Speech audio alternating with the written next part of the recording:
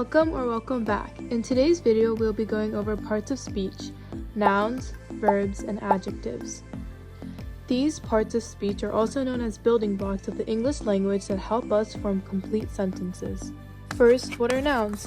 A noun is a word other than a pronoun used to identify any of a class of people, places, or things, common noun, or to name a particular one of these proper noun. Or in other words, a word used for a person, place, or thing.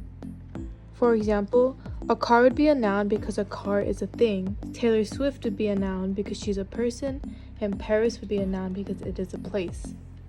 Now try to identify which one is a noun and which one is not. Pause the video if you need extra time. Pizza is a noun because it's an object, and an object is a thing. Same with the school, because school is a place, it would be a noun. However, to run is not a noun because it's an action word, therefore it's neither a person, place, or thing. What are verbs?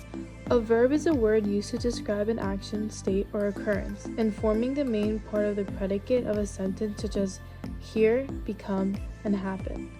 Or in other words, a word that's used to describe an action.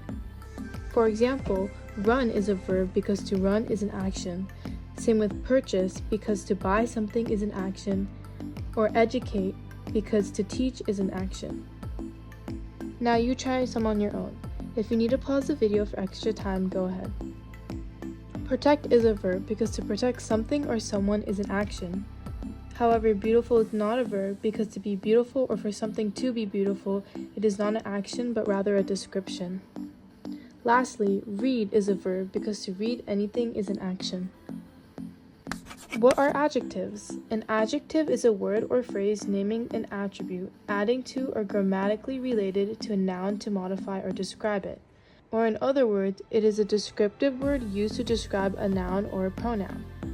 For example, smooth is an adjective because you can describe a noun and a pronoun as being smooth.